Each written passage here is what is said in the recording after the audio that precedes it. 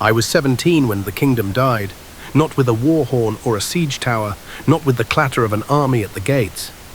It died in silence between one breath and the next, while the torches still burned and the servants still poured wine into crystal goblets that would never be raised again. My name was Elara. I was a scullery maid in the Obsidian Hall, and I saw what no one was meant to see. I saw the throne choose its hunger over its king. That evening, the castle was restless.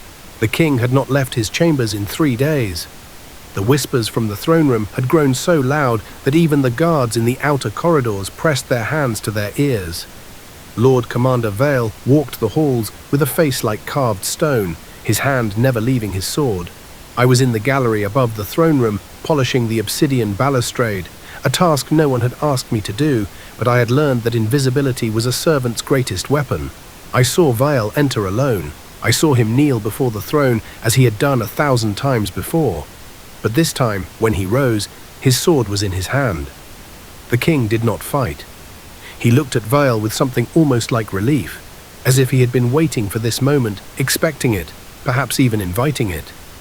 The old god's whispers had hollowed him out, and what remained was a shell too tired to resist. The blade went through his chest cleanly. No blood on the obsidian. The throne drank it before it could fall. I remember the sound most of all. Not a scream. A sigh, as if the kingdom itself had exhaled for the last time. But the throne was not finished. It had tasted one king and wanted another. I did not see Kaelindra that night. No one did, but I heard the story from the stable boy who helped her flee.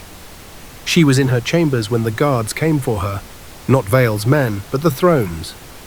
The ones whose eyes had gone glassy, whose hands moved without their owner's permission. She escaped through a passage her mother had shown her as a child, a narrow tunnel behind a tapestry in the east wing, built for a time when the castle might need to forget its own walls. The obsidian shard she carried, the one her mother had hidden from the throne, guided her through the dark. It hummed when she turned the right way and fell silent when she did not. The northern gate was open. It should not have been. The gate only opens for the true bloodline. But the shard, it seemed, was enough. The gate recognized what the castle had already forgotten, that blood is not the only measure of a rightful heir. By morning, Vael was king.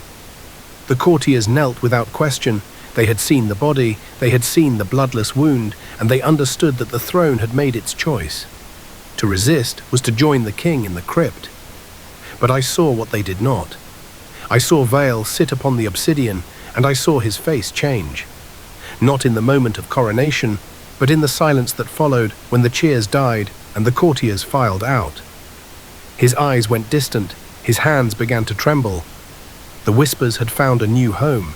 The old god does not care who sits on the throne, it only cares that someone does. It feeds on the living, not the dead, and Vael was very much alive. I watched him age 10 years in a single night. I left the castle the next morning. I walked north through the iron gate, which did not stop me, for I carried no crown and no claim, and the gate only cares about those who would sit on the throne. I walked until the obsidian walls of Valdris were no taller than a thumbnail on the horizon. I have been in the northern wastes for 10 years now. The outcasts took me in, as they take in all who flee the throne's shadow. I tell this story to anyone who will listen, not because I want them to remember the king who died, but because I want them to remember the heir who escaped. They say Kaelindra is still alive. They say she walks the wastes with her mother's shard, learning the outcast ways, waiting for a time when the throne's hunger grows too great and the kingdom calls her home.